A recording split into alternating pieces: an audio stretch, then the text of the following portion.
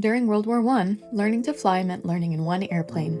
More than 90% of American pilots were trained in the Curtiss JN, better known as the Jenny. Simple, reliable, and forgiving, the Jenny became the backbone of U.S. military flight training and one of the most influential airplanes of the early aviation era.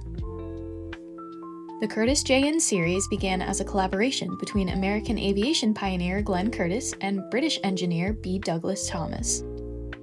Their partnership started when Curtiss met Thomas, who was working at Sopwith Aviation during a tour of England. Curtiss soon hired him to help design a two-seat training aircraft built around the Curtiss OX-5 engine. The most well-known version, the JN-4D, was introduced in June 1917, just 2 months after the United States entered World War I. Design updates included a control stick instead of a wheel, ailerons on only the upper wing, and curved cutouts in the wing to make getting in and out of the cockpit easier. By the end of the war, Curtiss and 6 other American companies had delivered more than 6,000 JN series aircrafts to the U.S. Air Service, with thousands more produced in Canada as the Curtiss Canuck. When the war ended, surplus military equipment flooded the market. Glenn Curtiss brought back millions of dollars worth of airplanes and engines and helped introduce the Jenny to civilian life. Soon, these aircraft were used for pleasure flying, photography, policing, commuting, and barnstorming exhibitions that brought aviation to small towns across the country.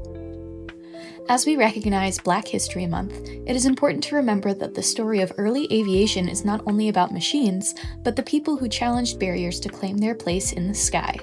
One of those people was Bessie Coleman.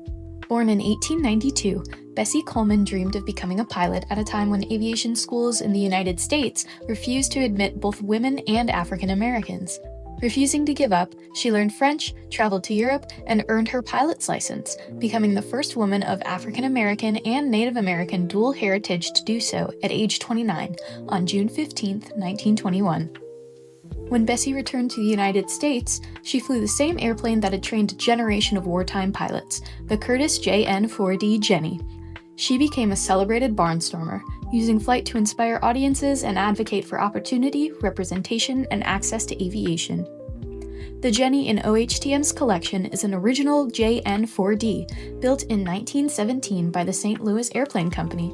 It was last used by the U.S. Army Signal Corps in Georgia, and it is the same model flown by Bessie Coleman during her groundbreaking career. This Black History Month, OHTM invites you to explore stories like Bessie Coleman's and others who shaped transportation history by pushing past barriers, taking risks, and redefining what was possible, one flight at a time.